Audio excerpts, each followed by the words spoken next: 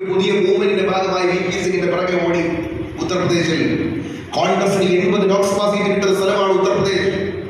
സഹാറൻപൂരിലെ യോഗത്തിൽ രാജീവ് ഗാന്ധി കൊടുത്ത മുന്നറിയിപ്പ് പോലും അവഗണിച്ചുകൊണ്ട് ആളുകൾ പുതിയ ആവേശത്തിൽ VP സിംഗിന്റെ പുറകെ കോൺഗ്രസിനെ വിട്ട് കോൺഗ്രസ് അതിലേക്ക് കാര്യം എന്ന് പറഞ്ഞുകൊണ്ട് ഇറങ്ങി ഓടി.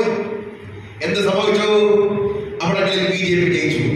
BJP ജയിച്ചപ്പോഴോ BJPയിലേക്ക് ആളുകൾ പോയി. BJPയിലേക്ക് ആദ്യം പോയി നമ്മുടെ ന്യൂനപക്ഷങ്ങളാണ്. ന്യൂനപക്ഷങ്ങൾ ആദ്യം പോയി അവർ VP സിംഗിന് പിന്തുണ പ്രഖ്യാപിച്ചു. അത് കഴിഞ്ഞിട്ട് അവർ പട്ടികജാതി പട്ടികവർഗത്തിന്റെ ആളുകൾ നേരെ പോയി അവിടെ നേരെ ചെന്നിട്ട് അവർ കാഞ്ചനാവിനും മായാവതിക്കും പിന്തുണ പ്രഖ്യാപിച്ചു. കോൺഗ്രസ് തീർന്നു.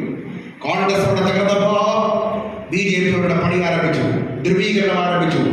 ഏറ്റവും അവസാനം BJPയുടെ അജണ്ടകൾ പുറത്തെടുക്കാൻ ശ്രമിച്ചപ്പോൾ കോൺഗ്രസ് അവിടെ ഇല്ലായ്മ ചെയ്തു. എന്ത് സംഭവിച്ചു?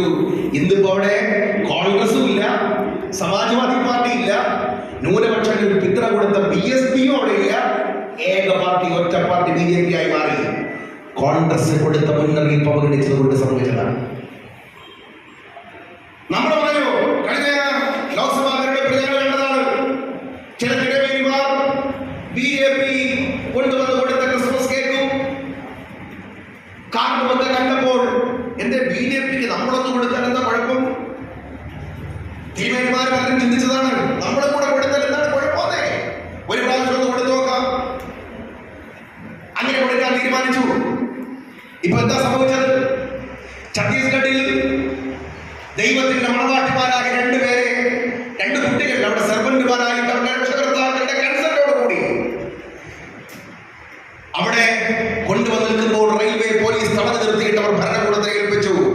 ഏറ്റവും അവസാനം കേരളത്തിലെ നമ്മുടെ MP-മാരും ബഹുമാനായ ശ്രീ KC വേണുഗോപാൽ ഉൾപ്പെടെയുള്ള കോൺഗ്രസിന്റെ ഉന്നത ശിഷ്യന്മാരായ നേതാക്കന്മാർ ഒറ്റക്കെട്ടായി പാർലമെന്റിനകത്തും പുറത്തും ശ്രീമതി പ്രിയങ്ക ഗാന്ധി പ്ലക്കാർഡ് പിടിച്ചുകൊണ്ട് നഴ്സുകളോടൊപ്പം കന്യാസ്ത്രീകളോടൊപ്പം ഐക്യദാർഢ്യം പ്രഖ്യാപിച്ചുകൊണ്ട് നിൽക്കുന്ന ചിത്രം ഇന്ത്യയിൽ വൈറലായതാണ്. കോൺഗ്രസിനെ തകർക്കാൻ ശ്രമിച്ചവർക്ക് പാഠമുണ്ട്. ഇപ്പൊ മനസ്സിലായി എന്താണ് BJP എന്നാണ്. ഇപ്പൊ കോൺഗ്രസിന്റെ പ്രത്യേകത എന്താണെന്ന് പിടികിട്ടി. കോൺഗ്രസ് ഹിന്ദുവിന്റെ പാർട്ടിയല്ല, മുസ്ലിമിന്റെ പാർട്ടിയല്ല, ക്രിസ്ത്യന്റെ പാർട്ടിയല്ല. പക്ഷേ കോൺഗ്രസ് ഹിന്ദുവിന്റെ പാർട്ടിയാണ്, മുസ്ലിമിന്റെ പാർട്ടിയാണ്, ക്രിസ്ത്യാനിയുടെ പാർട്ടിയാണ്, ഉണ്ടെന്ന് വിശ്വസിക്കുന്നവന്റെ പാർട്ടിയാണ്, ദൈവമില്ലെന്ന് വിശ്വസിക്കുന്നവന്റെ പാർട്ടിയാണ്.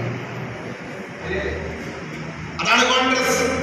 അതുകൊണ്ട് നാട്ടിലുള്ള കോൺഗ്രസിനെ തീർത്ത് കളയരുത്. നാട്ടിലുള്ള കോൺഗ്രസ് വാഹിനികൾ യുദ്ധത്തിൽ ഏർപ്പെട്ട് കളയരുത്. ഇത് കർഷക കോൺഗ്രസിന്റെ പരിപാടിയാണ്. ഞാൻ നോക്കുമ്പോ അവിടെ തെങ്ങ് വിത്താണല്ലേ, വിത്തുകൾ വിതരണം ചെയ്യുന്നുണ്ട്. എങ്ങനെയാണ് കർഷക കോൺഗ്രസ് ഈ തിരുവനന്തപുരം ജില്ലയിൽ ഞാൻ ഇരുത്തിക്കൊണ്ട് പുകഴ്ത്തി പറയില്ല.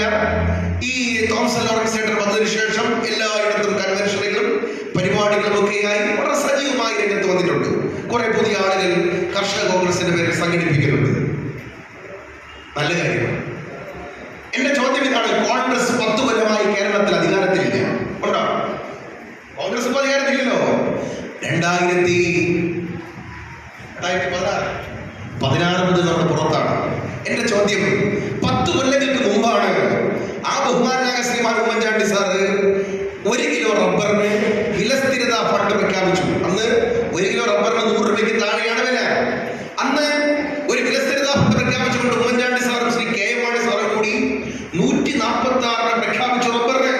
ആ അപേക്ഷ വെച്ചാണെങ്കിൽ ഇന്ന് എത്ര രൂപ വെക്കണം? 1 കിലോ റബ്ബറിന് 500 രൂപ വെക്കണം അല്ലേ? 500 രൂപ വെക്കണം. എന്നാൽ ഇപ്പോ അടുത്ത കാലത്തായിട്ട് ചെറുതായിട്ട് റബ്ബറിന് വിലയിട്ടുണ്ട്. എന്റെ ചോദ്യം ഇതാണ്, നിങ്ങൾ ഇങ്ങനെ തോട്ടങ്ങളിലൂടെ ഒന്ന് സന്ദർശിച്ചു. പണ്ട് കാലഘട്ടങ്ങളിൽ 1 ഏക്കർ റബ്ബറുള്ളവൻ ലക്ഷാധിപതിയായിരുന്നു, 5 ഏക്കർ റബ്ബറുള്ളവൻ കോടീശ്വരനായിരുന്നു. 50 സെന്റ് റബ്ബർ വിറ്റാൽ ഒരു പെൺകുട്ടിയെ നന്നായിട്ട് കെട്ടിച്ചു വിടാമായിരുന്നു. ശരിയല്ലേ? നിങ്ങൾ ഈ ഗ്രാമപ്രദേശങ്ങളിലൂടെ ഒന്ന് കടന്നു പോകും. ഓരോ റബ്ബർ തോട്ടങ്ങളും വെട്ടി വെളുപ്പിക്കപ്പെട്ട് കഴിഞ്ഞാൽ പിന്നെ അവിടങ്ങളിൽ കാണുന്നത് പുറത്തിക്കാടാണ്. ഇവിടെ പുറത്തി തന്നെ പറയുന്നത്